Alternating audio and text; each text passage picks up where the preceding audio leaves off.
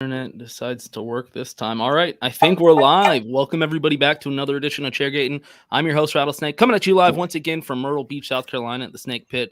Joined with my co-host Dakota. What up, Dakota? Who do we got? What's up, you motherfuckers?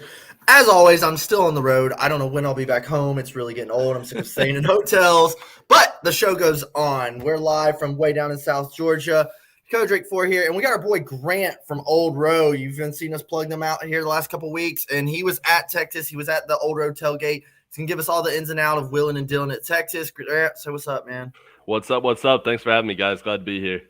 Hell yeah, let's get the show started, dude. Let's do it. What's up? It's Chairgatin coming at you live. Hello, come right in.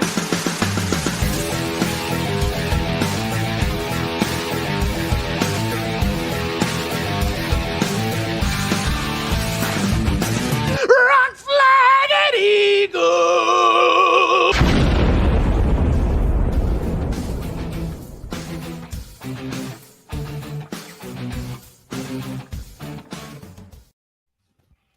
Hey, beautiful. All right, here we are.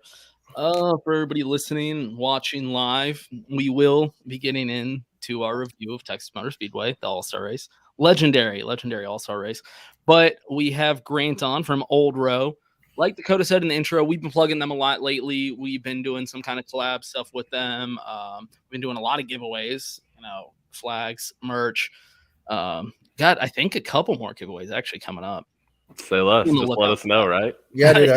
Everybody's fucking loving it. Yeah, people are loving it. They're loving the merch, loving what Old Row is doing with us. So, yeah, we just figured we'd have Grant on to kind of tell us how the event went, the one that we've been hyping up so much.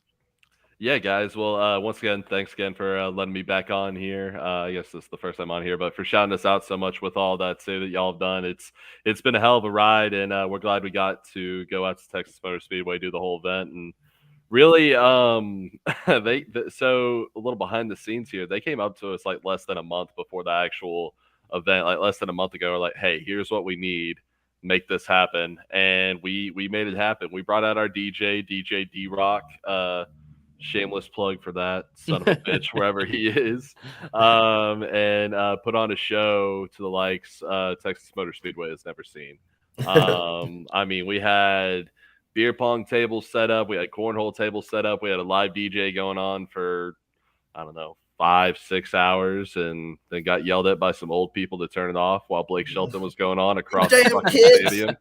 Yeah, so it was fun. I only got chirped at a little bit, but for our first NASCAR race, dude, it was a fucking ride.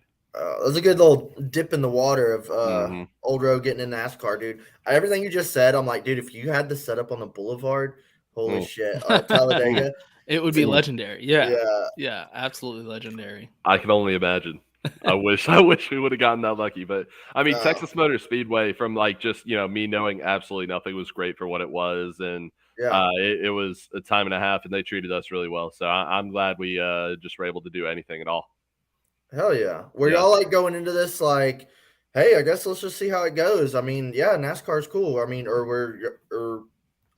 was your approach into the weekend?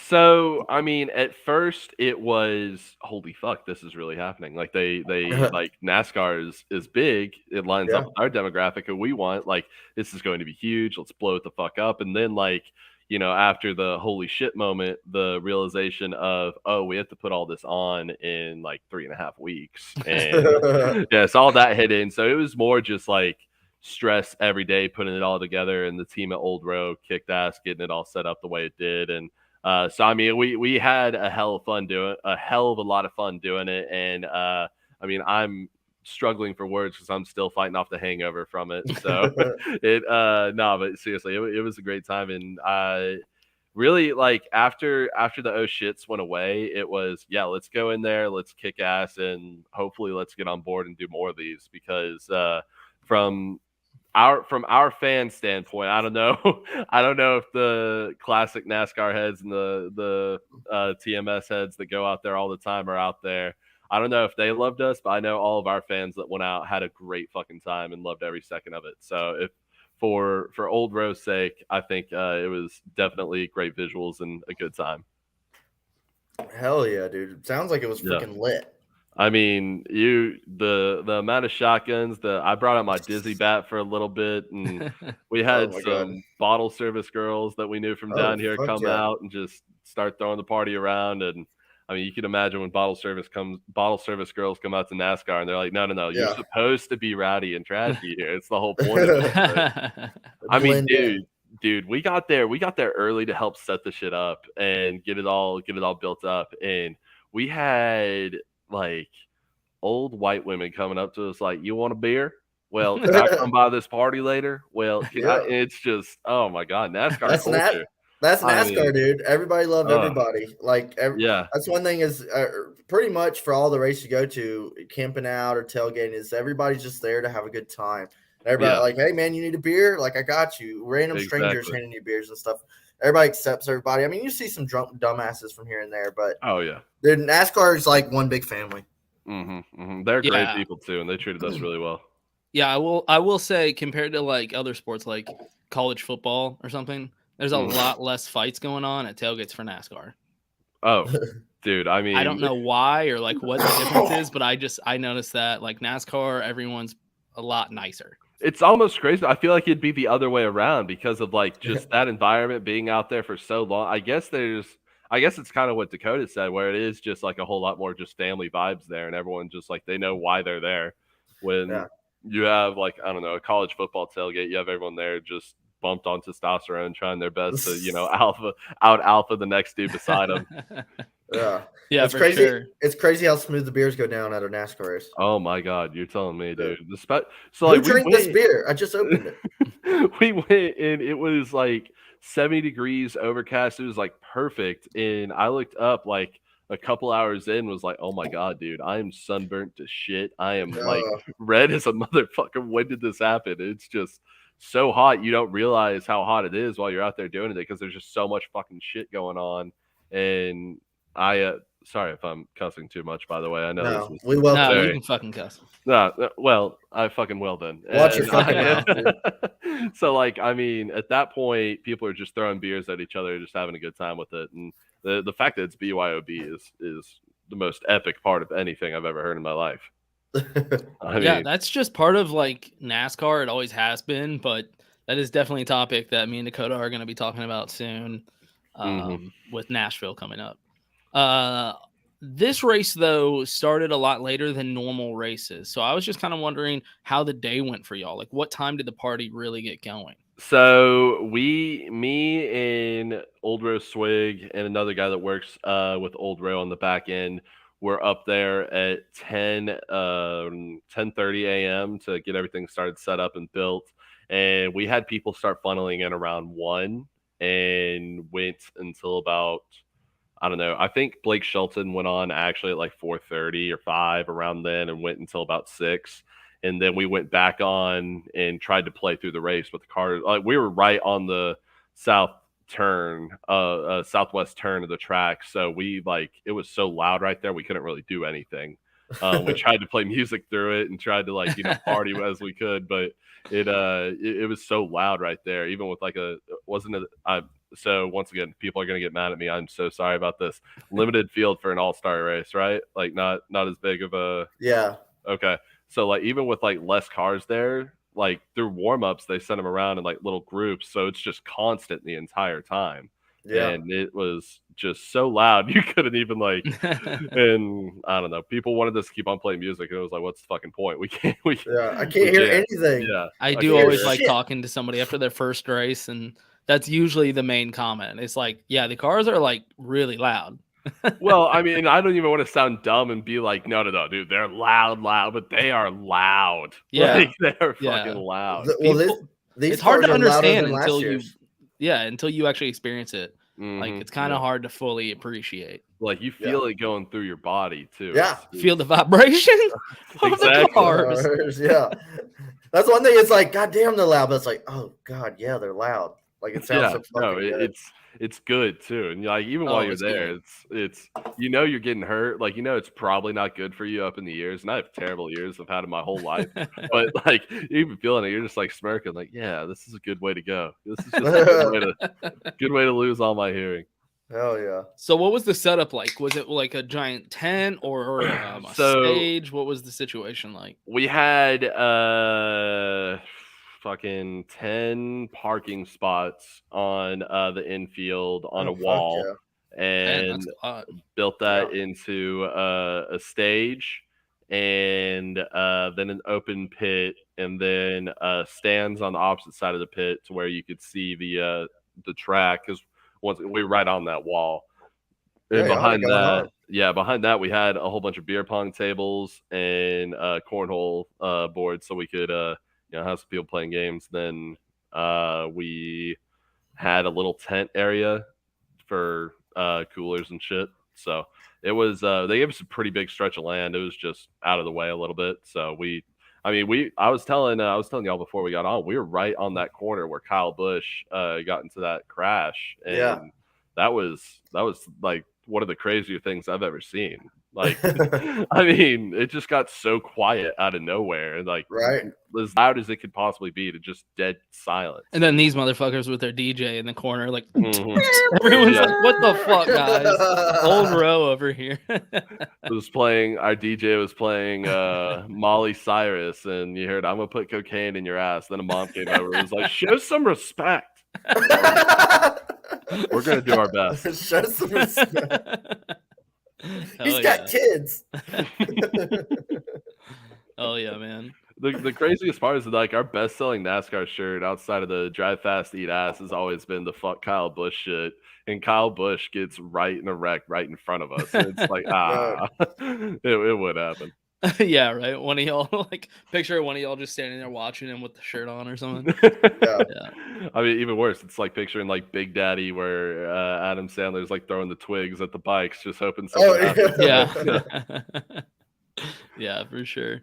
So it was a success. It sounded like. It was a shit show, to say the least, but as Older does, all of our events kind of go shitty at some point, whether that's good or bad, you tell me. But for what it was, we had a great time. It was a blast, and it was a huge success. So I mean, we're definitely glad we did it. Hope to come back out, maybe do a different track, do it again. And I mean, this is huge for us, being able to jump up into a major sport and do events with that. So I run all the events for Old Row, so this is like a huge, like, not to get too sentimental and corny, but milestone for us to like be able to do something bigger than that, and not just like a frat party or some shit. So it's definitely a great time, and I wish we get to come back out.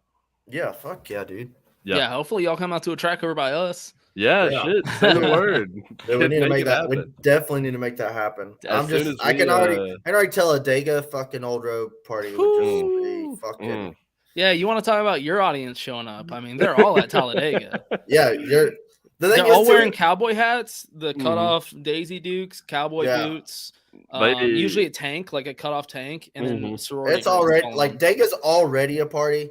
But like, if we had Old Row in the stage and everything, dude, it'd be shut down. Yeah. It was funny. I was telling a buddy at work. I was like, yeah, man, we got this guy from Old Row coming to show, like Old Row. And he's like, what's Old Row? I was like, you don't know what Old Row is? Like, everybody kind of knows. Like, how do you not know? Yeah. He was like, no, like, what is it? And like, literally, we were at like lunch the other day, and I said, look, that guy right there. It's like, there was a guy wearing an Old Row shirt, and I was like, look. He was like, oh, and then like we saw another guy like at the store like wearing an Old Row shirt. Ever since I said anything about it, I've been seeing Old Row shirts everywhere, and I'm like, see, dude, pop up. Yeah, see. I mean, I from what they told us, they said that like Dega and Daytona are two of the craziest ones, and Texas Motor Speedway, they're trying to build up to get to that point.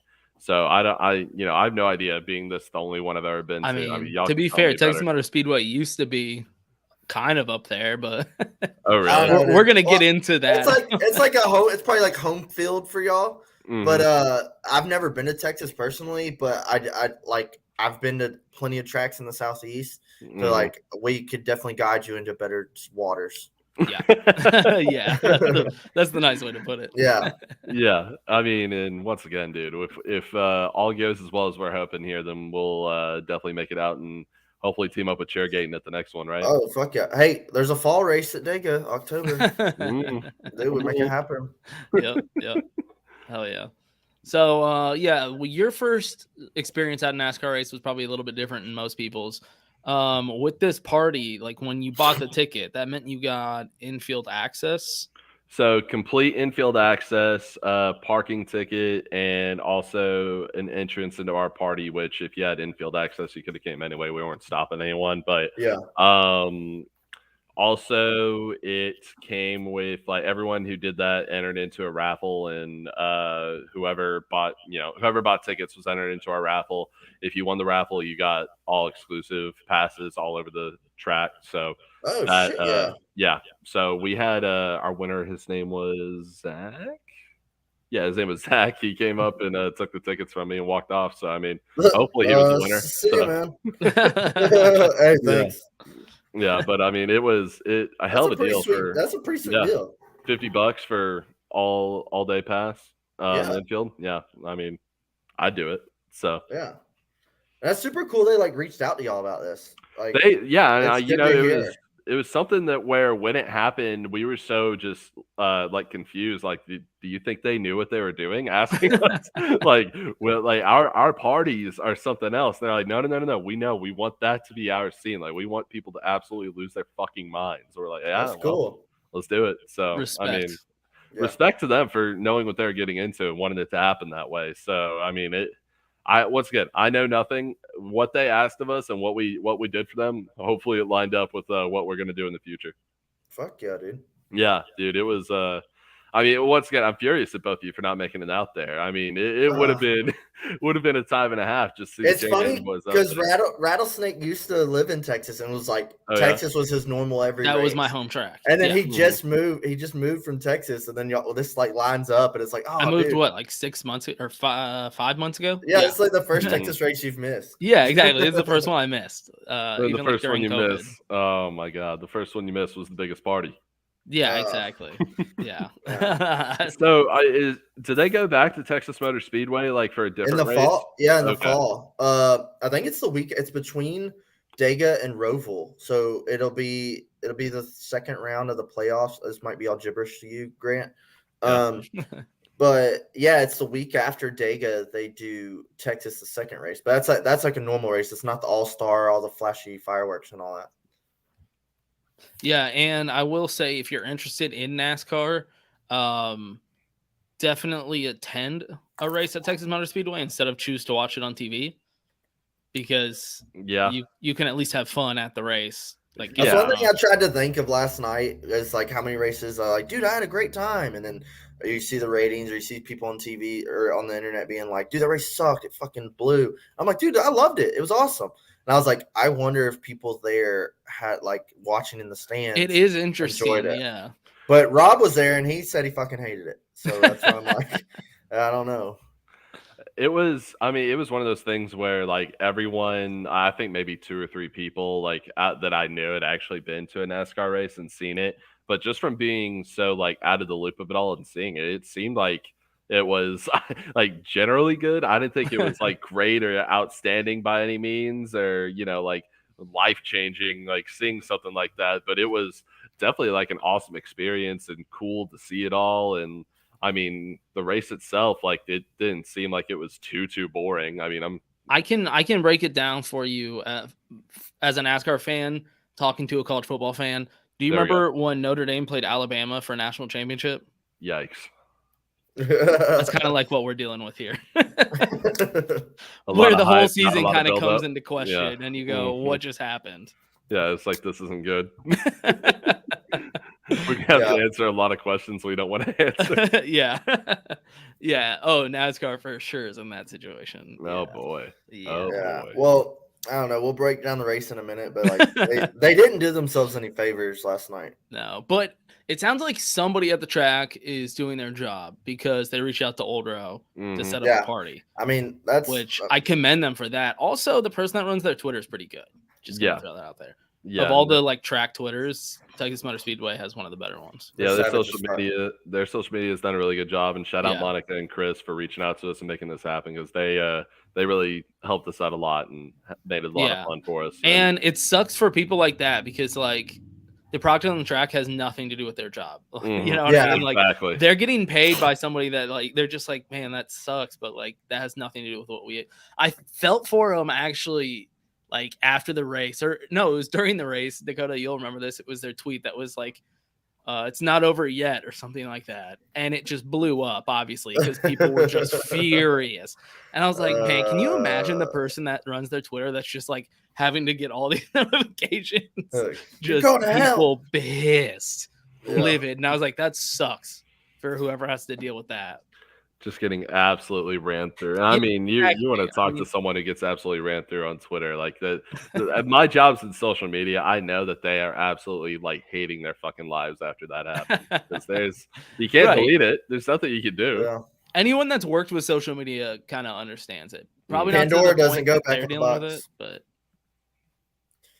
also, Nick's got a great point right here. Dude. We need a Dakota and Rattlesnake Legends. That would be fucking epic. just a picture of us back to back with the Dale statue. With the Dale, the one with the Dale statue. Yeah, that one would be badass. Yeah. Shit. So after attending this, I know you got a way different experience. Do you think you'd be interested in going back to a race and trying it again? So, like, it's weird for me because sports are my entire life. Like, I've grown up a college football fan, NFL football fan, die hard and everything my entire life. Wait, are you a Cowboys fan? No, I am not. My dad was born and raised in San Francisco, so he raised me the right way, and I'm a Bay Area guy through and through. Cool. I'm a Texans fan. Just want to make sure no Cowboys shit. Oh, God. No, you've lived a horrible life. Yeah, exactly. Like, I just can't stand Dallas because they win shit. Yeah, but yeah, I live in Dallas. I'm a Niners fan. Who would have thought? Right. But so seeing NASCAR and seeing like all the hype and the spectacle that it is, because it is by far like the most unique thing I've ever been to in terms of sports. It's like football has their moments, hockey has their moments, basketball is basketball, and baseball you have to be there for a game for it to mean something. But you know, even there's some magic in that. But NASCAR is just so unique in how like the fans are so involved in it, but at the same time, like so far apart from it, if that makes any sense at all, because it's like the fan experience there is what they're trying to build more than anything else. And the infield is unlike anything else I've ever seen, but it's like, you know, regardless. Did you go to that Torchies, by the way? Yeah, I did go to that. Hell Torchies. yeah. You have to. I love that they have a Torchies. I remember the first year they opened with that, and I was like, this is big game changer. Torchies too. Right? And then they built that Buc-ee's like across the street. Mm-hmm. I mean, that whole area has just changed. Dakota, do you know what a Buc-ee's is? Yeah, we got 2 of them. You have 2 of them? In Georgia. Oh, wow. Grant, check this out. Check this out. I just moved out here to Myrtle Beach, South Carolina. And just like last week, they opened their first Buc-ee's in South Carolina, and it's like an hour from my house. You're going to drive an hour for. Oh, I already went. Yeah, I already went and just picked up beaver nuggets and drove home. They built one. They built one about an hour south of my house here last year, and I was like, "What the fuck is a Buc-ee's?" And like, Rattlesnake and everything was like, "You don't know what fucking Buc-ee's is?" And I was like, "What? No!" And like going in there is like a life-changing experience. Fucking scumbag. And what cracks me up is every time you go in there, people are just like walking around with their phones out and like running. I don't know why everybody's running everywhere, dude. But it's the biggest fucking like spectacle I've ever seen in my entire life, dude. Fucking gas station. So you remember the one in Daytona? Yeah, that was like that was brand new too. Yeah, but was it like prom or a wedding or something? Oh no, there was people taking their wedding pictures in the Buc-ee's. Like across the street from Daytona. Like the husband and wife like tux and fucking wedding dress, and they're like sitting there with beaver nuggets like next to the little beaver, and like they're next to the truck like taking fucking professional pictures in the Buc-ee's. I was like, this is during Daytona weekend, so this is during the race. Like this is the most the Buc-ee's is slinging I've ever seen. It's like wasn't it Saturday night like right before the race? Right. Yeah. Oh my god! Happier than they've ever been, dude. So my podcast, Drinking on the Pod, another shameless plug. Drinking on the Pod, presented by Old Row. My co-host Nick Watts, intern Watts on Twitter, he's from San Francisco, moved to New York, works at the Barstool office, and came down for our road trip to Auburn Rodeo. And we stopped at a Buc-ee's. I saw the content from that. That was a college party I always wanted to go to, like when I was in college. And now we're doing a Georgia rodeo, so you guys are more than welcome to come out to that. I don't think we're going to make it to South Carolina, but Athens. Hey, we're going to go to an Athens game this year, by the way. Yeah. So are we. We'll have to link up. Definitely. go to the hedges. But I took him to the Buc-ee's and tried to show him the whole experience. Like after I took him out, like, you know, it's jam packed at 10 a.m. on a fucking Friday and everyone's losing their mind. And I bring him back to the car and I just look at him. I'm like, so what'd you think? He's like, what the fuck just happened? Like, what is this place? And I was like, yeah, dude, just people like either sprinting back and forth or walking as slow as possible and just taking pictures. Like it's a museum, but it's a gas station. It's like fucking Disney World. Yeah. Yeah. It's a spectacle. Dude, it's incredible. But I forgot where I even was talking about before we got into the Buc-ee's talk, but yeah, NASCAR's It doesn't wild. matter anymore. Yeah, NASCAR's wild. Yeah. So were y'all just getting set up at Texas on Sunday, or were y'all there for the whole weekend? No, we were just getting set up on Sunday. They set Okay. it up. They set up like the they put down turf for us over the dirt. Oh damn, dude! Red carpet. Yeah, somewhat. that Saturday before 2 days ago, yeah. And then we came out Sunday and set the rest of it up. Okay, I gotcha. Yep. Yeah, I didn't know if y'all were like how long you were there, if y'all get like camped at all, or just showed up and left. No.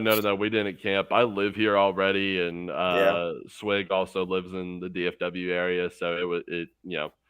We wanted to go all in. We didn't want to go all in. If you like, we didn't have the facilities for that. So I got you. yeah, that, and it dropped down to like 50 degrees, which if you're in Texas in May, that's winter. That's Arctic weather. Yeah. Yeah. If y'all do Talladega or something like that, you're definitely gonna need to show up with a RV or a bus or something. We'll have to make that happen, whether it's, you know, figuring out how to rent one or just bumming one off of an old Row fan. We'll figure it out. But yeah, we'll figure that out. That's something we definitely want to do. And even if we've talked about, like, if that does go well, like just doing the whole road trip in the RV and actually bringing it out there and then resting in it once we get out there. That would be the way to do it for sure, because then you could like shoot content and stuff the entire time. Dude, content's the name of the game. Yeah, exactly.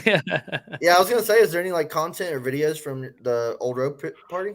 We have a couple videographers that did their thing. They're editing it all today, and hopefully we'll have something out this week for everyone to kind of get a grasp of what the old row party pit at Texas Motor Speedway was all about. Hell yeah. Oh, yeah. Yeah. So what is your role specifically, Grant, with old row? So I am so we're actually a really small team of like 7 or 8 people. I'm kind of a jack of all trades. I oversee our college program where we have like an old row Texas Tech, old row Arkansas, old row whatever the fuck. Oh yeah. And the college kid that runs that account, they report up to me, work for me. I also run our events and you know, handle those, setting them up with bars, setting them up with colleges, and you know, having people reach out to us to do those. NASCAR, you know, reached out directly to Swig, but had me hop in the loop there and start doing that side of it, and also diving into content. This is my first year actually doing content on that side of it, and you know, doing our podcast with Watts, who just graduated college. So if you go and look at it, we have 4 episodes, but they're coming out soon, I promise. And yeah, it's just the magic of having a kid in college trying to do a podcast with him, and it's like, yeah, that's the most unreliable person in the world. Love him to death, but college kids, nightmares. And then outside of that, just help design t-shirts, that type of thing. Hell yeah, man. Yeah. We need to link up on a t-shirt idea. Dude, the collab coming soon. Yeah, exactly. Chairgatin old road. Yeah. What's your podcast about, man? Give a plug. So the idea of Drinking on the Pod, the little elevator pitch here, was we get a shit ton of videos and tweets sent to us on a daily basis that they want us to cover. We can't cover all of them as much as we'd want to, so we go in there and talk about some of the shittier shit we get and some of the more ratchet shit that we can't post on Instagram or Twitter or stuff like that. So we go all the way in, and then it's very tangent based, where Watts is the most scatterbrained person I've ever met in my life. A genius, an absolute genius, but the most scatterbrained person I've ever met in my life, and I'm able to bullshit with the best of them. So we'll just go 1,000 different directions at once while we're obviously drinking on the pod. So yeah. Sounds like us, but NASCAR. Exactly. It's like this, but not as NASCAR centric. You guys are a little bit more focused on NASCAR than we are, but just a little bit, yeah. Just a little bit. We get off the rails sometimes. Well, I mean, if you want to stick around and hear a professional opinion on the race, you're more than welcome to hang out and drink with us. I'll stick around for a few drinks. I actually have somewhere I have to be at 7:15 my time. I have, unfortunately, my girlfriend coming over, which I love very much. So I got to go let her spaghetti night. Yeah. I'll stick around for like 10 or so minutes and then, dip out right in the middle, cut you guys off totally rudely. It's all good, dude. Yeah. It's all good. Yeah, because we'll be in touch anyway. Of course. Do some more stuff in the future.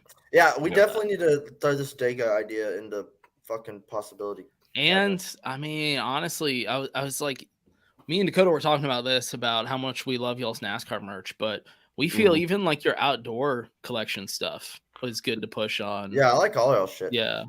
Dude, I mean, we so another little behind the scenes, we have two very dedicated designers where we just throw an idea in an open whiteboard website and they'll go in, give us a sketch, and some of the outdoor stuff that we have just in the pipe that we're waiting for the right time to throw out there.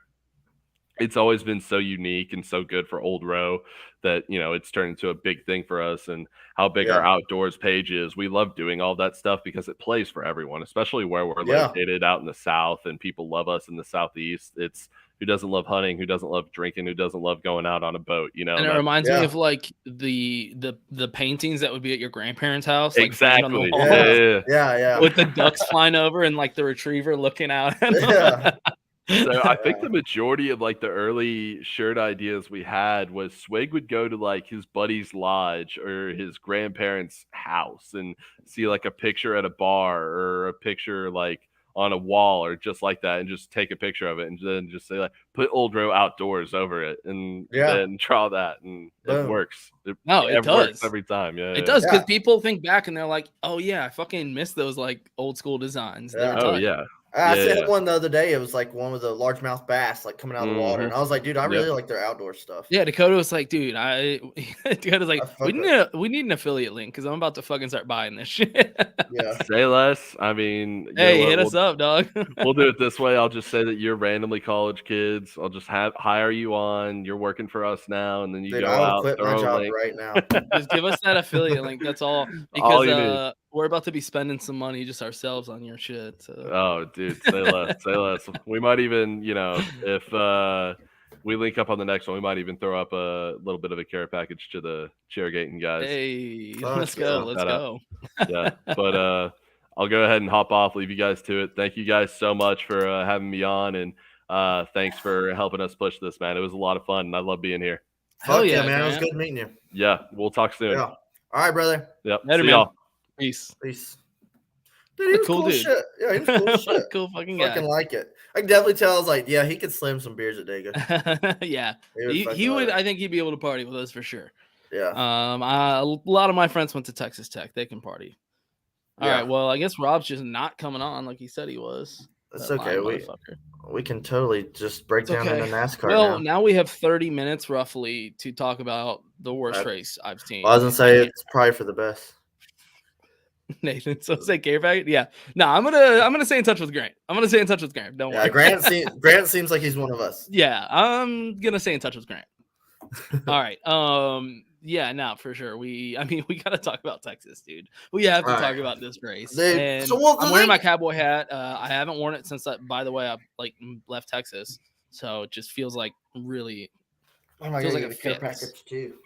Texas. Yeah. Where the fuck are you going? I had to get a care package out of the fridge. Yeah, this is what Grant got to miss. Now that he's gone, you're just like, all right, back to our regular scheduled programming. Nathan, change your fucking opinion so me and you can disagree like normal. Yeah, even Nathan of all people was pissed. Let's go back. Well, here's the thing. Is even over like the last couple years, Texas is just like since the revamp, it's beating a dead horse here. It's obvious. Everyone talks about it. The track change was not a success. But to me, the Touché. the trucks in Xfinity don't put on as bad a race. They're still pretty decent races when you watch them. I thought the Xfinity race was pretty good. But for the Cup cars, I guess I don't know. I mean, it fucking sucks. No, dude. I'm actually with you. I think I even texted you like that day. I was like, you know what? I have some hope. Like today, I thought the cars were going to save the track. Yep. And when I was they watching, I was like, you know what? Like, it's not so bad. Like, I think we got a shot here. Like, this is the year. This is the year that like maybe Texas won't be great, but it won't be the worst. It'll be better than it's been. Is what I was hoping going into this. But little did we know that it was going to be worse than ever. I don't know, dude. I don't like. It was just, and then, it was typical Texas, but the fucking All-Star. So this is kind of what I wanted to get into, because at this point we're just throwing out shit, by the way. Yeah. We got like 30 minutes. We're just going to start throwing out takes. Yeah. This is kind of my thinking was, all season, every track we go to, we've noticed that these cars are racing better than they did with the last generation, right? We've I think we both agreed, like every single race we go to, even if it's not the best this season, it seems to be better than the one last year at the same track. So for whatever reason at Texas, it raced just as bad. But the reason this was like historically bad was what happened kind of throughout the day and how the format played out. Yeah, and I mean, we can jump straight into All-Star antics. It's just, why the fuck are we always changing it? Like, I felt like, 10, 12 years ago, like, there was pretty decent formats where it's like, okay, this one will work. I kind of liked the whole, like, we can back up to Saturday. I kind of liked when they had, like, you did 2-lap qualifying, and you did a lap, and then you came flying down pit road, no fucking speed control, and you pit, and then you come back around, and that was your qualifying time. That was pretty fun. I did like this new qualifying format where they drag raced in the pit box, and then they fucking did a pit stop, and then drag raced around. I think there's something there. They're still trying to involve the pit crew challenge, right? Without bringing back the pit crew challenge. Like, you want to make us happy? Bring back the pit crew challenge. I know. I don't know why they're like holding back. They're just like, yeah, we want to make it exactly like that, but like we don't want that. And dude, I just want somebody somebody that. in the room to just be like, but why not that? Like, yeah, why not just do the same thing we used to? Like, people would be cool with that. I think that there's something there. I think that could have been tweaked. I don't think they should have drag raced into the box. They should have just had the cars in the box, and then like when the light goes off, the crew starts. Like the crew jumps on the light or something. So yeah, I was thinking about that too, because I was like, I think they have something here. It just needs a little bit of tweaking. Yeah. I don't think they needed to race around to the start finish. They could just race to a line. Right. That's the biggest thing. I didn't mind so much. Here comes Rob. I'm about to throw him on. I didn't mind so much drag racing to the pit and then your pit doing the four tires changing out. Rob's on. Yeah. What I thought was pointless was the lap around. It's the second you get around that first turn, it's Texas Motor Speedway. Nobody's passing anybody. Yeah. It was just like, why are they doing a full? There he is. There he is. Look at that piece of shitty shit. I don't have any yeets though. I'm sorry. I don't know. It's okay, dude. You look great. That's a sweet hat. We haven't done a shout out actually. Oh, well, there you go. Sounds like you need some yeets, Rob. Dakota, where could he get some yeets? Oh, if you don't want to look like Rob and you want to look cool like us two over here, check out yeetsofficial.com. Discount code Chairgatin in shipping. I mean, you could look cool, you could look like a badass, or you could look like Rob and not have any. Don't be like that. Get you some yeetsofficial.com and they have all kinds of styles on there. You can get raccoon eyes like fucking Rob. Yeah. Rob, holy shit, dude, you're not in a van. What are you at a holiday? Just left Texas Motor Speedway. I'm in. You're at a Holiday Inn. I just got. I'm at the first hotel in Alabama, so wherever that's at here. I don't know. No, what kind of hotel is it? Comfort Inn. Ooh, is it comfortable? It'll do, pig. I like that shitty hat. Oh yeah. So yeah, new style. Looking good. I guess they call it the car special type of hit. Yeah, it looks good. Yeah, that's fucking tight, dude. Looking good. Drinking, hydrating as always.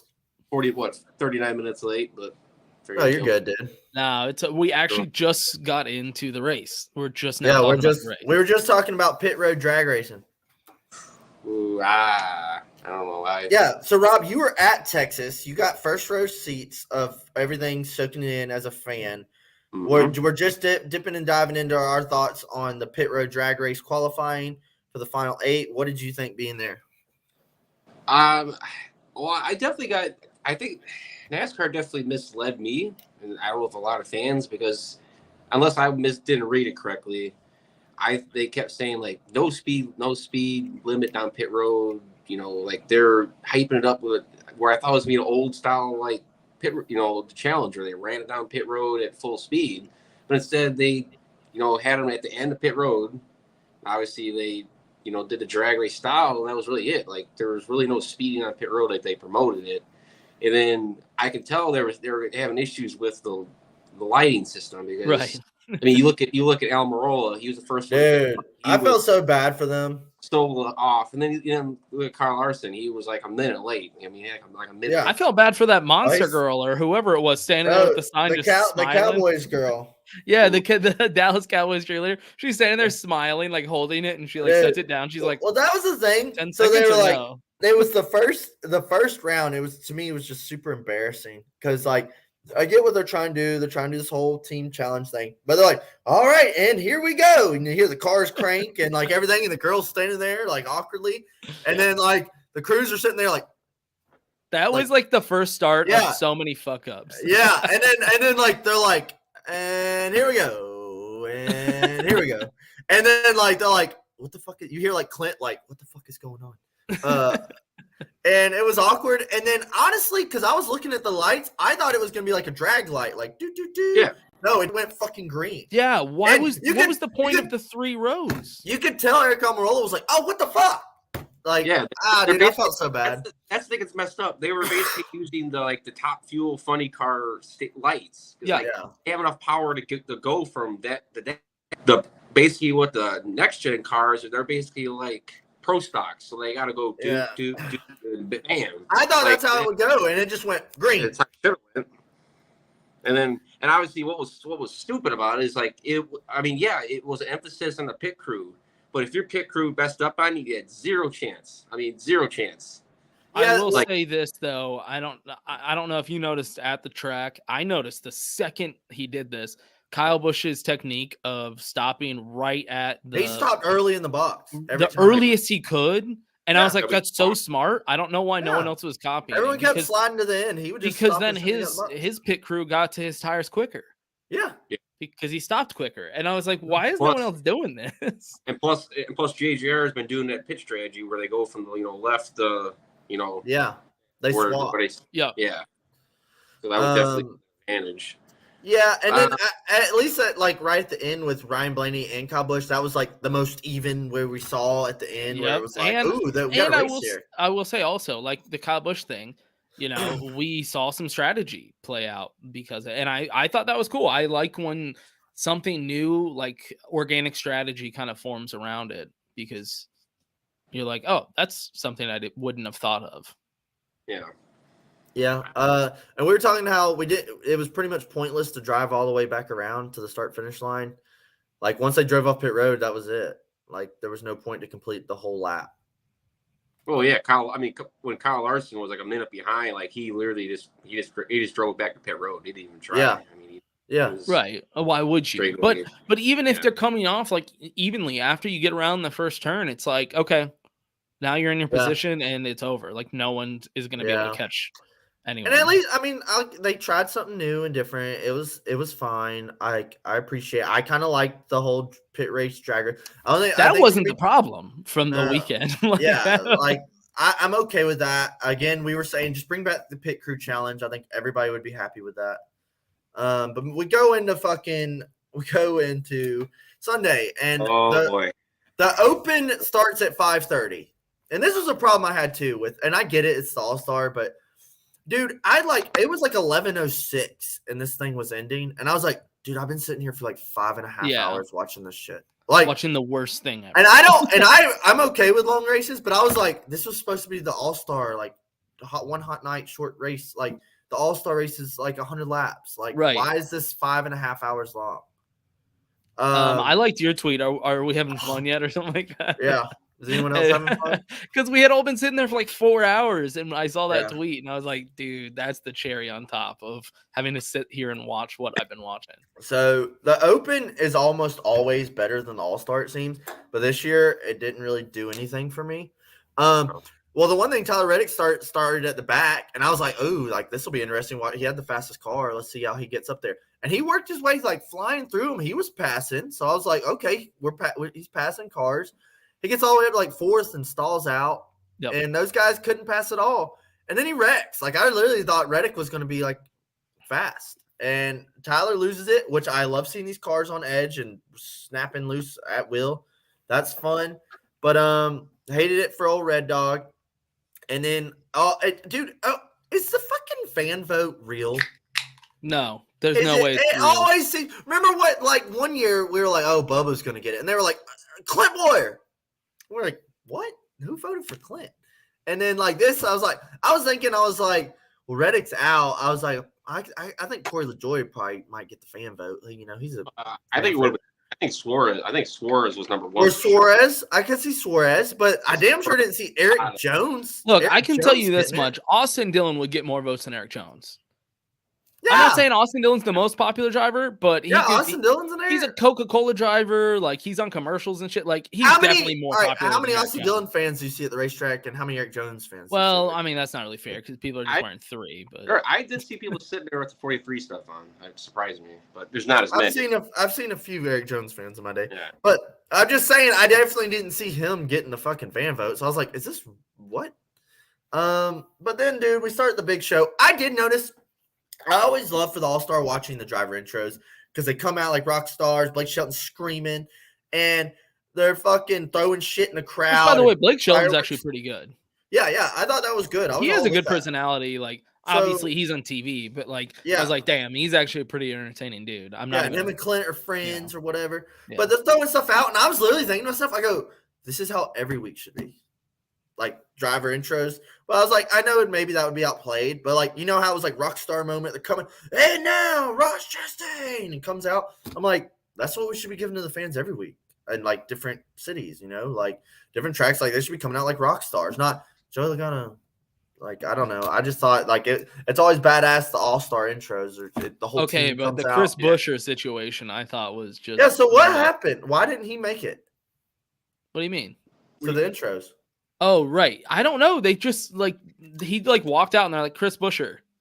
Yeah. And, not to jump in, but obviously like being in you know, they were playing audio over the big speakers and like they just literally they just announced him like out of the blue. They're like Chris Buescher. I was like, oh yeah, and he just walked out. Okay. And I was like, dude, this is the only guy from Texas. He grew up like right down the road from this track.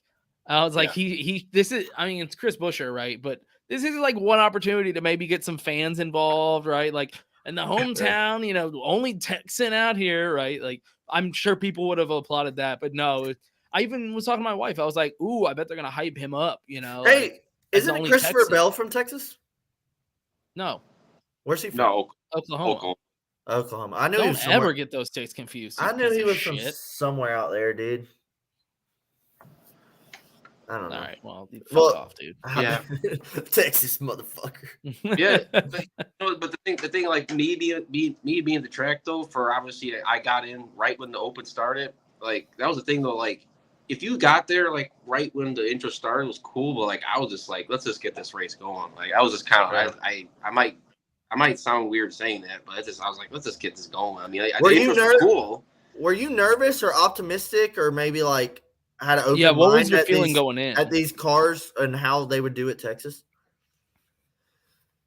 I didn't think they would do that well there. Unfortunately, I just because I feel like they're slowly figuring the cars out now. I know they're all the same, but they're like slowly getting a little, you know, what do you call it, minute downforce. Well, we were talking about how we thought like we've been putting on banger races week in and week out. Martinsville was a dud, but like the races have been good this year. So we were like, maybe this car, the next gen, was going to be Texas's saving hope. We were hoping for that, fingers crossed, but it didn't happen. I think this is a great comment. I mean, Dakota was talking about this earlier. Even on the shittiest races, which me and Dakota have been to some that people fucking hated, and you go to it and you watch it live and you're like, man, that was a pretty good race. I mean, I don't know the last time I've ever heard somebody that attended the race say how bad of a race it was. It was bad. It was bad. It was bad.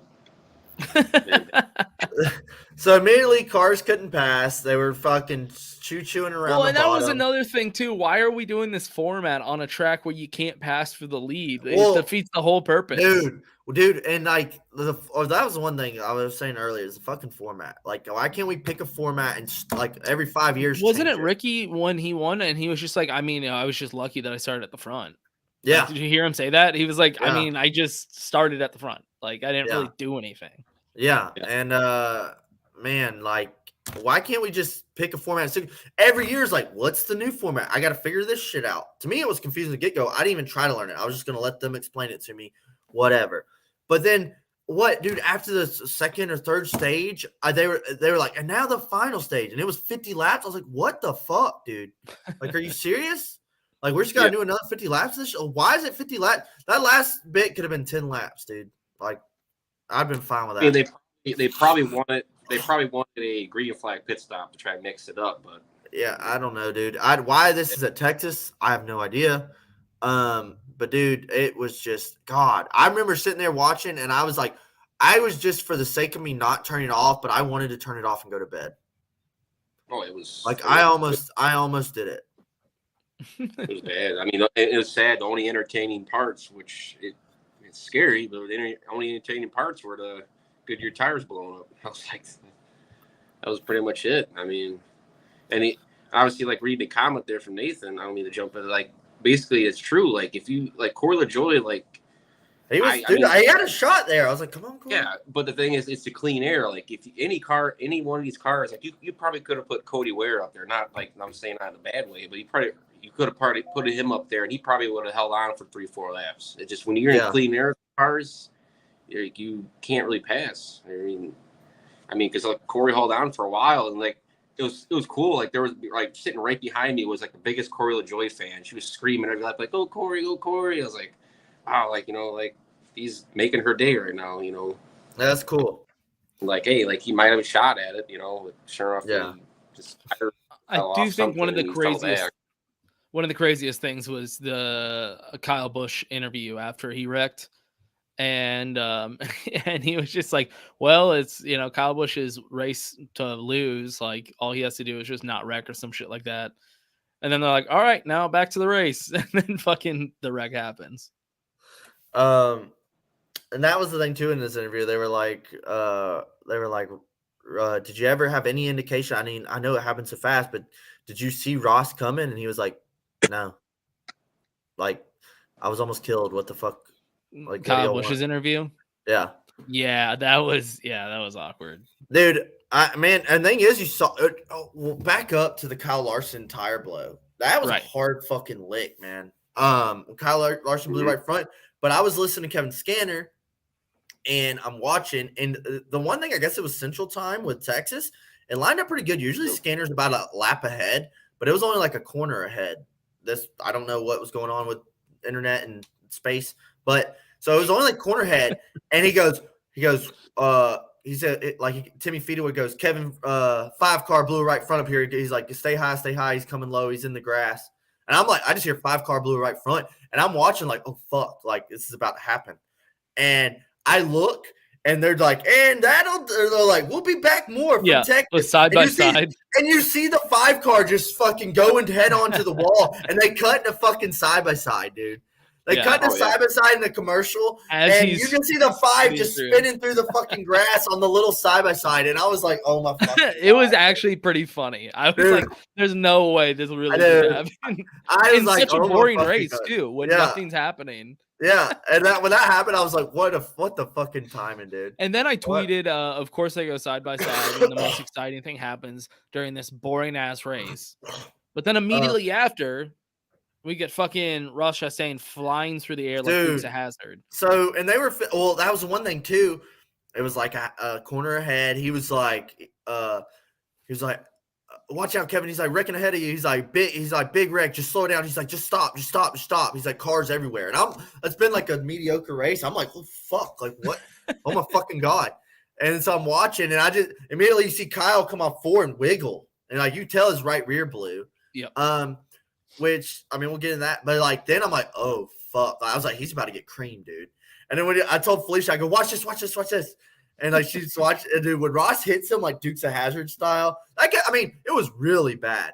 It was really bad, but like it could have been worse. I think. Like he's lucky he landed. It could have been so much worse. I just wanted to point that out. Like, yeah, dude, he landed straight back down. I don't know if it's like I should give it up to the cars. Like, you know, they were saying how much safer these cars were going to be because that was incredible. Oh, we start about the safety thing. Well, dude, I was when they showed Ross's onboard, you see him like driving and you hear him like feather it and you see his eyes just get like fucking huge. And then you see the background and it's just like, and it gets quiet. Flying like, through the air. Yes. And it's like quiet and you see his eyes like, oh, fuck. I think I saw a TikTok and somebody put the Will Ferrell Talladega Nights thing and he's like, yep, I'm flying through the air. That's perfect. He tweeted that. He retweeted the NASCAR post. That's probably where I saw it. Yeah. He said, yep, I'm flying through there. This is not good. Yeah. But dude, that's about all we had to what was the deal with that? Like, how do you think Ross like didn't see Kyle? Everybody else went high.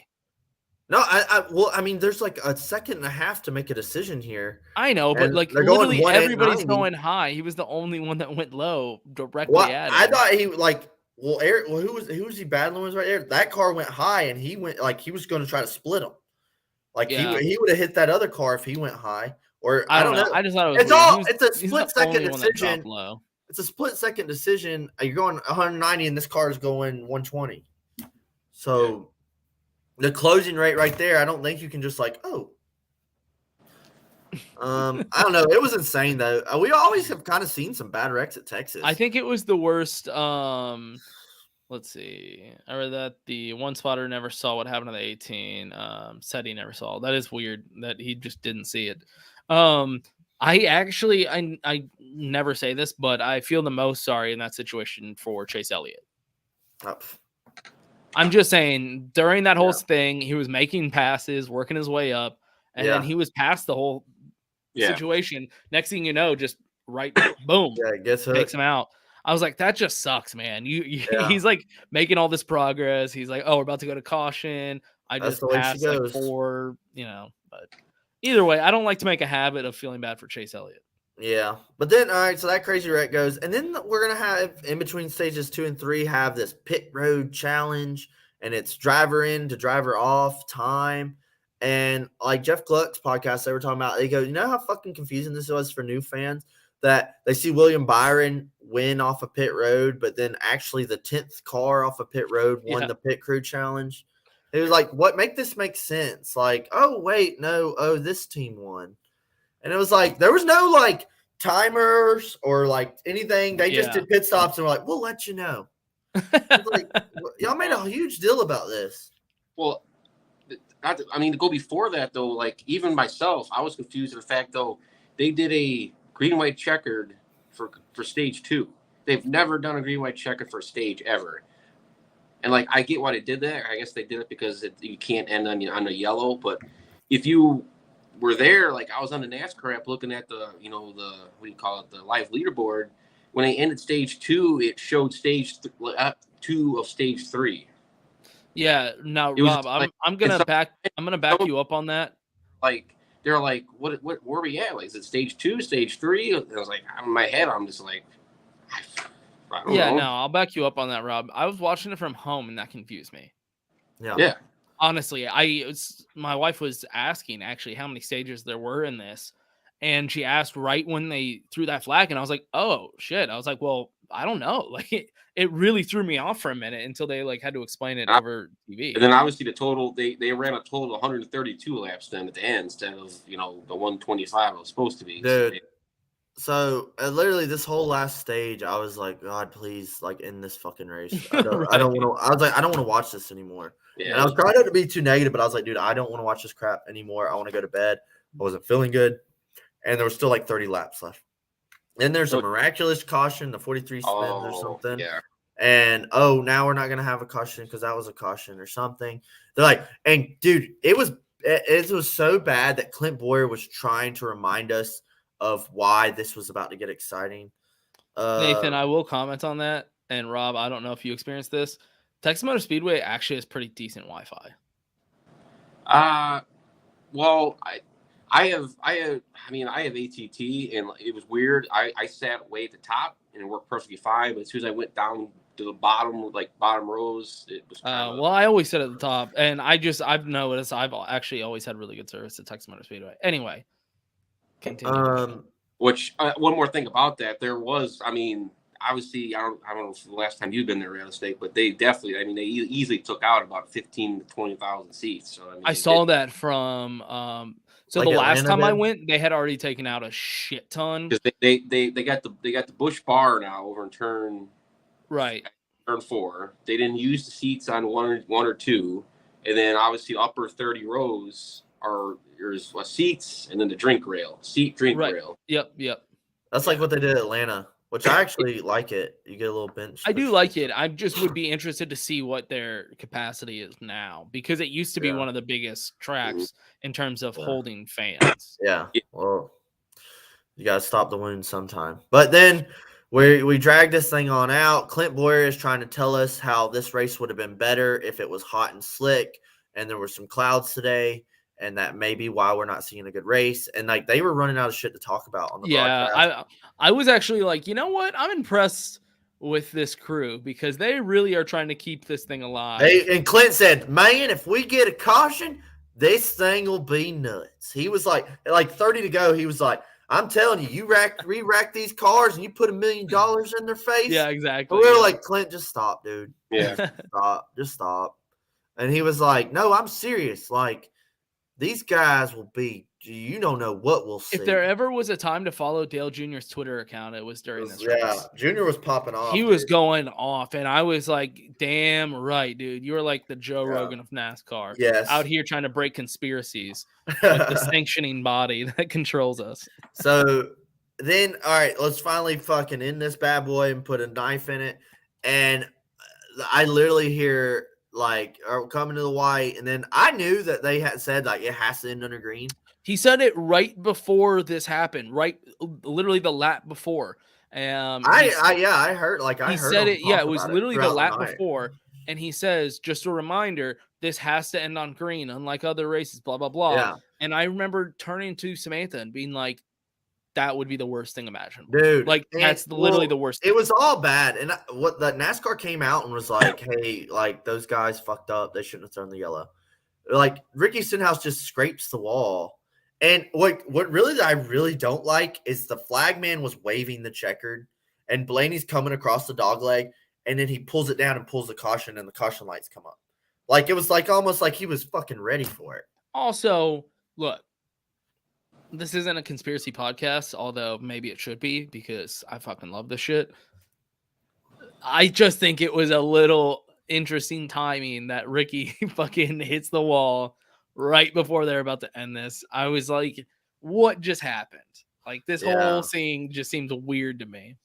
It was really weird, and it was just stupid. Like, just finish the whole fucking race sucked. But we all knew, at least watching on TV, Rob probably might not, but watching on TV, the second they said it has to end on green, Dakota, tell me you in the back of your head you weren't thinking they're gonna fucking find a way to throw a caution. Well, once it got the white, I was like, all right, I guess it's gonna be over. Like, because I was thinking like it would come out with like 2 to go if it was gonna be. No, because he said specifically it's got to end green. Well, that's why I was like, yeah. Well, they said it all night. Like, I remember hearing it earlier in the night too when they were describing the format. Like, well, the thing is they kept saying it. Like, hey, it's got to end. They were hinting is what they were planning later on. I don't know. I did not like this format. It seems like it's like who the fuck is developing these theories, and like just make it simple, dude. Like, just real simple little short race, $1 million.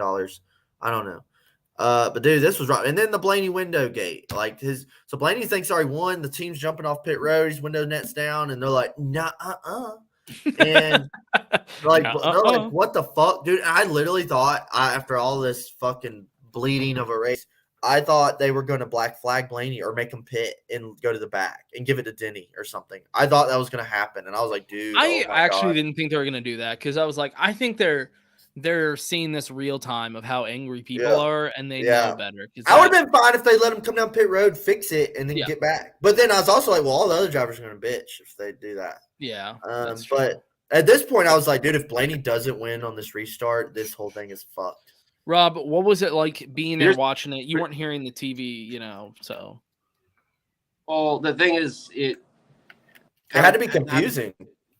Not to jump ahead, but no, the fact is, like, NASCAR really boxed themselves in, though, because I was closely watching the whole last 2 laps and watching him, like, try to get the window net up. He never got it up. He wedged it into like a pillar. No, it was never up. Like, I was watching, it was never up. And then as soon as they took the green flag, I watched him go into turn 1, which I know my fingers were going backwards, the other way, that way right there. And he drifted. Like, you can go back on YouTube or wherever, replay. You watch him, he drifted up because the window net came down and it distracted him. And I looked on the big Haas, what do you call the big TV, and the window net was down. And I was, you can see a little strap like flapping out the window. Oh, it was down. It was down. And I was like, that's a whole other thing. Is like, whatever. They didn't black flag them. They let them ride, but it was like, well, but this is like a safety. This is safe. It's a safety issue. Because here's the thing. Now you go back on Instagram on NASCAR, and they said, oh, thank God for the safety of these cars, because of the Ross Chastain thing. Now you go ahead and say, oh, it's it's okay to let them race 2 laps with the window net down. Like, you're all about safety, yet you're gonna. Yeah, because it was not pretty. He could have blew a tire. He could have blew a tire. No, this thing is Chastain, and then what? Then what's NASCAR gonna say then? Yeah. But Rob, as you were watching it, did you have a scanner or something like? No. Okay, so you're just watching the race in the grandstand. Was it confusing? Like when the yellow came out. When the yellow came out, were you like, wait, I thought it was over? Like, were you confused, or were you like, oh no, they're gonna make them run for sure? I thought it was over because I seen the checkered flag and people all around me were cheering. Some people were leaving. I was like, oh, the race is over. And then all of a sudden, you saw people getting up to leave and everything. Yeah, they were all leaving, and I think, I don't want to get it wrong. I usually PRN does the cup, but the cup race to Texas, but MRN was doing it for some reason. I don't know why. And they were like, and they said like, wait a minute. Like, the caution came out, and people were like, what do you call it? They were like, not screaming, but they're like going, huh? Or like, what? Yeah, like, okay. So what a caution came out, it's over. Probably a good 1,000 or so people are leaving, and then they're like, kind of looking like, what do you mean? What's going on? It confused me too. And then obviously when I showed the replay, I was mad. I was like, are you serious? Like, really? Like, we're gonna manufacture a caution just to try to bunch these people up. Blaney should have won the race. And then he takes his window net down, and I was like, there's no way he's gonna get it back up. Obviously he never did. And I kept looking at it. I was like, he's gonna get a black flag. He's gonna get a black flag. Didn't throw it. I was like, all right, so NASCAR just disregarded all the aspects. It was not a pretty look. No, it was horrible look. So what I'm saying, this is a very rare occasion that it happens, but I mean, we've had NASCAR drivers die back in the 60s because of their not having a window net. So if this ever, for some reason, happens again and they penalize a guy, then we're going back to the yellow line type of deal where they penalize this guy, but they'll let Junior get it, or they'll let, so-and-so get it, I don't know. It just wasn't a pretty look. No, not at all. So what is there any ideas of what we could do to change the All-Star? What should we do with the All-Star, like from here on out? Like, should we get rid of it? Should we go to a different track? Should we have a different format? It's sad to say. I just think in our time of era right now, I mean, you look at any other sport, you look at the NFL Pro Bowl, like, no one cares about that anymore because they're afraid of getting hurt. And no one really watched the MLB All-Star race. And it's just like, I just think in this time right now with how much these athletes are getting paid, there's just it. And then, like, we're not in the days anymore where, like, these drivers are getting $1 million, like, they need this $1 million. Like, they make enough money where it's just like, all right, it's just, I'm going to give the money to I think the Busch Clash could have been the All-Star race. Yeah. That could just they definitely make it one thing. The Busch Clash All-Star race. Yeah. Or just essentially do another version of the Clash just somewhere else. I mean, and call it just do what they did at the Clash, put it somewhere else, Definitely not Texas, and just call it All-Star race.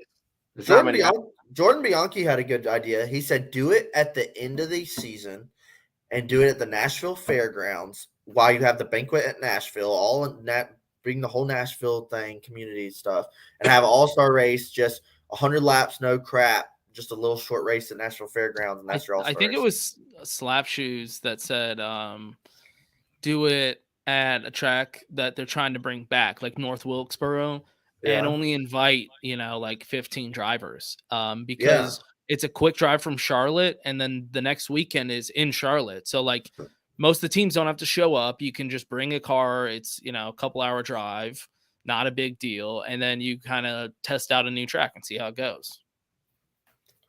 Yeah, I'm totally just, to me, simple is more here with this thing. I don't know all these gimmicks and shit they're trying to do and cancels and blah, blah, blah. But it's just like, just nice and simple. One little short race. It doesn't have to be this whole thing. Yeah, bring back pit crew challenge. That's all I ask. Yeah, and I mean, earlier when Grant was like, it's a limited field, right? Yeah. Like, well, I don't want to get into all of it, but they let anybody in there. Right. It's like it's supposed to be. Yeah, I mean, I think the obvious solution here is number one, leave Texas. I think, and then we can have a conversation. Yeah, well, the way they talked about was they were like, we like what we saw. Like it was a good product. Dakota, you're not reading your text messages apparently. Yeah, the short-term solution is leave Texas Motor Speedway. This could work anywhere else. I'd like to see it maybe tried anywhere else to see if it works. Also, remove this stupid idea that it has to end under a green. That's dumb, and it's going to create so many more problems. Because then I was so worried that it was going to be caution again because I was like, it's for $1 million. Why not? Well, I was thinking too. I was like, watch Blaney miss a shift and get wrecked on this restart. Like it'll be so fucked. Nathan had this wild ass idea of take the All-Star back to Charlotte. Friday night qualifying is a good old take the green, 4-tire, no stop, speed limit on pit road like they used to do. After qualifying, every 4-lane drag strip that Charlotte owns, and they do a pit crew challenge on the drag strip. Crew challenge winners win $100,000. Saturday All-Star opens 20 laps and 10 laps. Overall winners transfer, fan vote transfers, and All-Star is 20, 10 laps. So it's only 30 laps. Or no, 50 laps, I mean. One mandatory 4-tire stop in the 50 laps, no inversions, no guaranteed start. Here's things. All racing is green flag laps only count. That was Nathan's idea. I'm fine with it going back to Charlotte, dude. I'd like to see it move around, but this is just making me like, can we please go back to Charlotte? Right. All that sounded fine. Really, the only problem is Texas Motor Speedway, and I think the only solution is that they need to fix Texas Motor Speedway. I know they just repaved it. This is one of the more recent ones. But I think they're just going to have to – short track. I think they're just going to – well, I don't know if you even need to go that far. I mean, I think it's fixable. I just think this last repave, they need to adjust the bankings. And you can fix it to get it back to at least like Kansas, and at this point, they just need to say, hey, look, we screwed up before. We accept that, and now we're going to have to fix it. But they don't want to admit that. That's a lot of money, though. It is, but they're going to keep losing money because honestly, at a certain point, NASCAR fans are just going to demand that they leave this track forever. They're like, you took Kentucky and Chicagoland off our schedules, but left this. Like, I'm not saying that Chicagoland or Kentucky are great either, but they can produce better than this. Well, this definitely the fact we're coming here in the playoffs bothers me. Oh my God.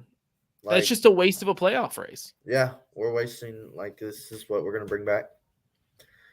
I'm not looking forward to that date. That's gonna suck. Let Texas be the Auto Club short track. Oh yeah, because they're talking about that becoming a thing. Sure, yeah. Well, I mean, whatever it takes to fix it, that's fine. I don't care, what kind of track it is, as long as it's a better track than it is now. Make it an asphalt Bristol. Do you want to do just real quick to kind of sum this up? A good, bad, the ugly, and a rating. Yes. And we'll just we'll probably skip picks for Coke 600, or I guess, right? Yeah, whatever. Coke 600 is coming up. That's always a fun race. Gosh damn it. What the fuck? But good, bad, and ugly of the weekend. The good, I really liked from just seeing what was being filmed around the track. I don't know if the track or NASCAR put this on, probably the track, but it seemed like, Rob, you might have seen, like, it seemed like they had a lot going on for the fans. They had like guys jumping out of cannons, cowgirls and fucking rodeo shit, and like all the stuff in the midway. They kept panning and showing some of the stuff in the midway looked fucking lit. It looked like they had a lot going on for like fan experience and fan activity. Good, nothing. Bad, everything. Ugly Dakota. That's what I was gonna say. No, I'm joking. Rob, did you see the fan experience stuff going on? Yeah. I mean, yeah, they definitely had. They had the not skydiver, like a high dive. All that, yeah, they were showing videos. Yeah, they had like wild ass shit going on. They had.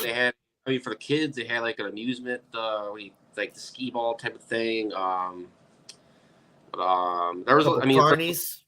And yeah, I mean, there's a lot of promo displays, and the funny thing is I'm sure you've seen before, the Westgate. They do like the free. I don't know if you've seen before. They do like a free spin where I got free spin on what do you call it? Like where you're gambling spin, like on a. I can't think of the thing where you go to a casino. All right, yeah. I can't think of the thing.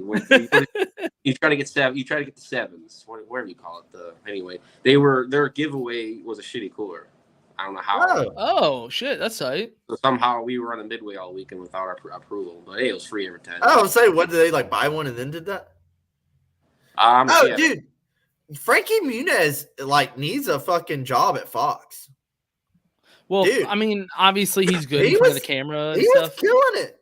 But the fact that he like actually he said to Clint Boyer, like, at this point my acting pays for my racing career, because he's like, I'm more interested in just racing. And I'm like, that's so fucking cool, dude. Well, like, what a baller. He was life. Really smooth with the mic. Like, they were like, even in transitioning, like talking to people and stuff, he was like, yeah, they're like, he sounded super smooth, where I was like, dude, yeah, he could just like work for Fox. Like, I would be okay with that. I mean, he's interested in racing. That's good enough for me. Like, a lot of people nowadays just don't care about racing. He's clearly really interested in racing. He's always been interested in racing. Yeah, I mean, he grew up in North Carolina, so I think that was part of it. It's just like, NASCAR was just. He was trying to race. He was trying to race ARCA this year, because he didn't get a sponsor though. Yeah, that's what he was talking about in the booth. He said he got a ride for ARCA at Phoenix. Yeah, I remember like a while back saying like something like when he was doing late model stuff, she's like, Frankie Muniz is getting in racing. And I was like, oh, okay. But like, no, he's like dead serious about it. Yeah, I respect it. Like, I saw a lot of people, of course, talking shit. They're like, whatever, dude, he sucks. Like, he's got the money to pay. But I'm like, if I had the money, I'd fucking do it too. I don't care if I suck. Like, that sounds badass. I'm just like, I retired young because I had a very successful childhood acting career. I can fucking afford anything. I'm going to get into racing. Yeah. I thought that was pretty cool. Badass, dude. That's like the dream. I'm going to kind of piggyback off what Dakota said for the good, though. The fan experience, I've always said Texas Motor Speedway always does good fan experience. And they set up an infield party with Old Row. So that is good. Yeah, that was badass. Taking me straight to my bad is going to be Fox cutting to commercials when cars are blowing right front tires. I know it's kind of already ball in motion, but maybe more. I feel like I've seen plenty of times where they're like going to commercials and then a caution starts and they're like, fuck the commercial, and they come back. Like, that never happened. Just Fox being Fox, and the kid filmer is still at large. Yeah, he was out there, dude. I was waiting to see if you were going to. He is out of control. He followed a couple of them. He kept panning on them. Yeah. Like, all right, dude. Well, they're doing it on restarts a lot. They'll film kids and families like when the cars are restarting. I don't know why that's the time, but it pisses me off. I hope at some point the cameraman like ends up listening to our podcast. He needs his own Twitter page. I'm Fox the camera guy. He can totally. I'm the Fox camera guy. He can totally like do an alias and make like take pictures from behind bleachers and post photos of kids on it. Saw this lucky little Kyle Busch fan. Oh shit, dude, that's fucking awesome. That would be hilarious. They make a Stan account like Kyle Busch camera or fuck camera guy. It gets 1 million followers. The bad for me, man, I don't know. There's so much.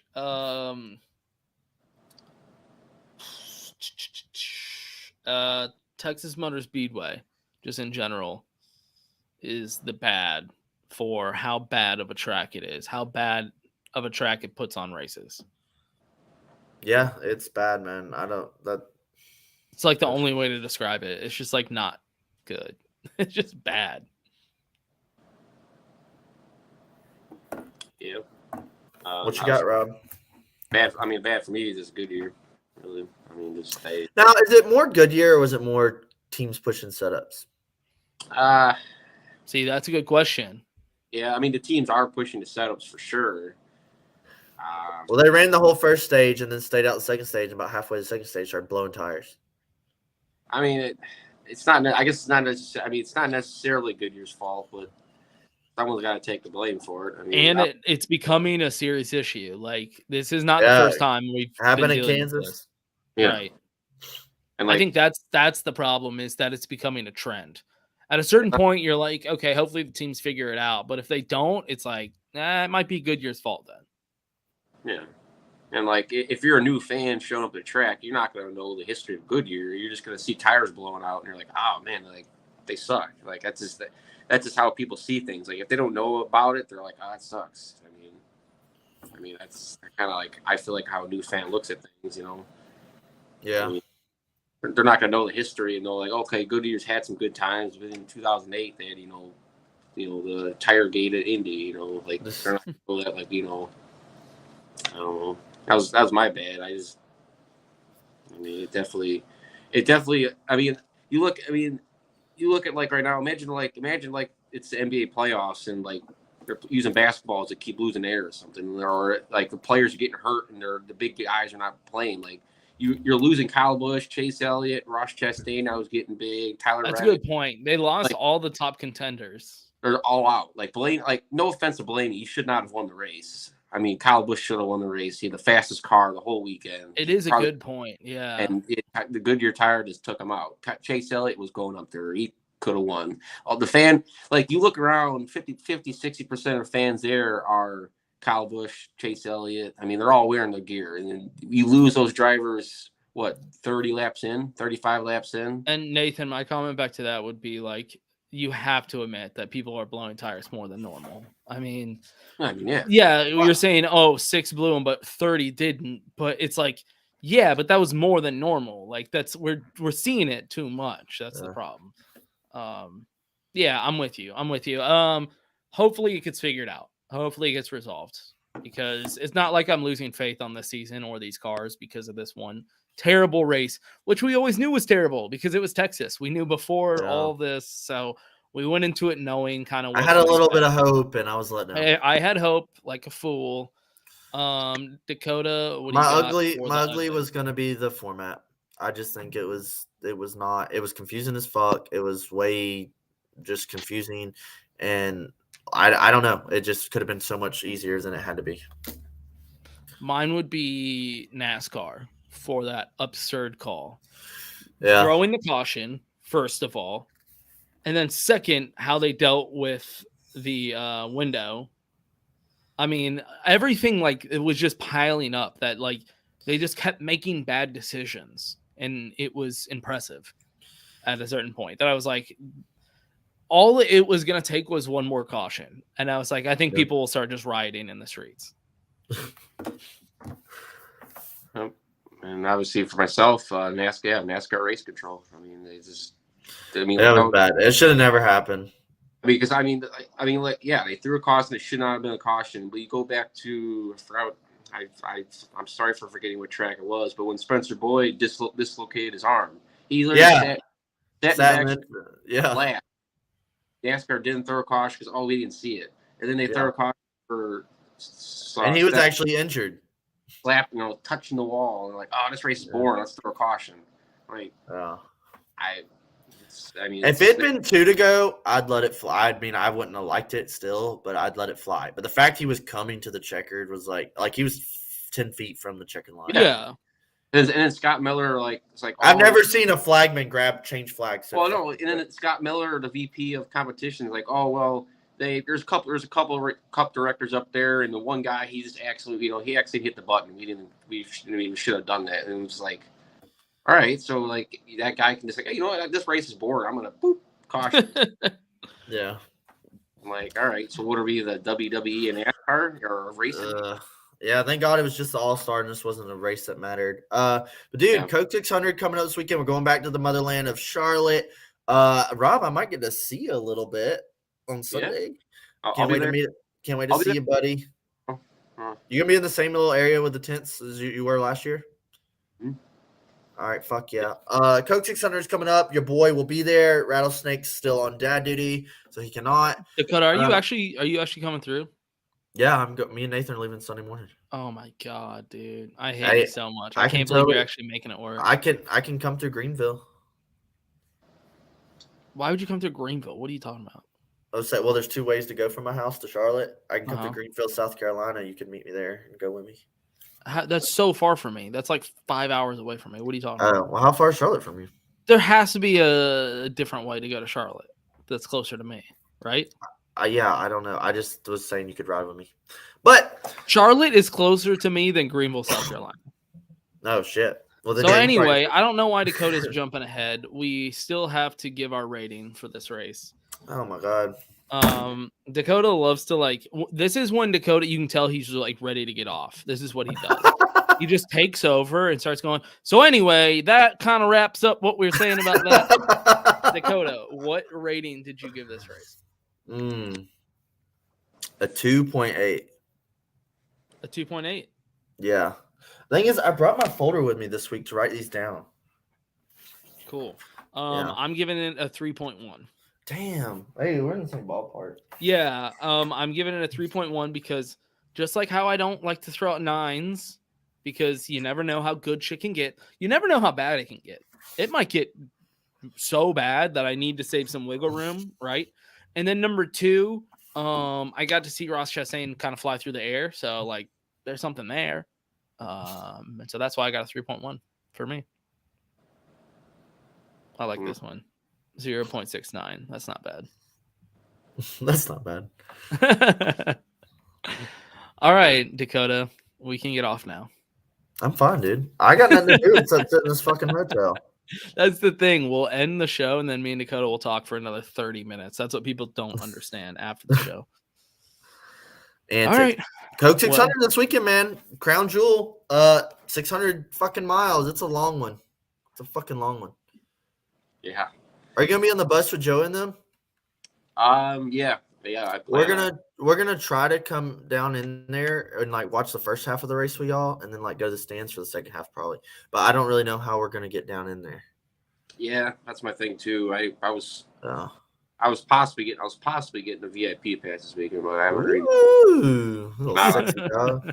Ooh. Yeah. Shitty Rob in the house. I mean, I won't be watching the truck or Xfinity though, so I'll just be working. Yeah, I won't be there till Sunday, so I only get to see you for a second.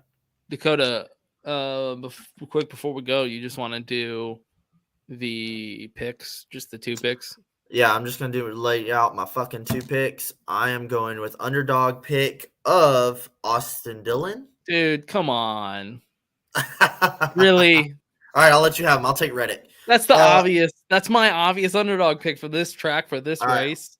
All right, I'll take Reddick for my underdog pick. He's so hot right now, but he is so really good at finding walls and wrecks and grass and shit. Yeah. I don't know if he can put it together for 600 miles, but Reddick will be my underdog. My underdog, obviously, Austin Dillon. Because if he's going to get a win at a track, like it's got to be here, right? Yeah. It's got to be. Please.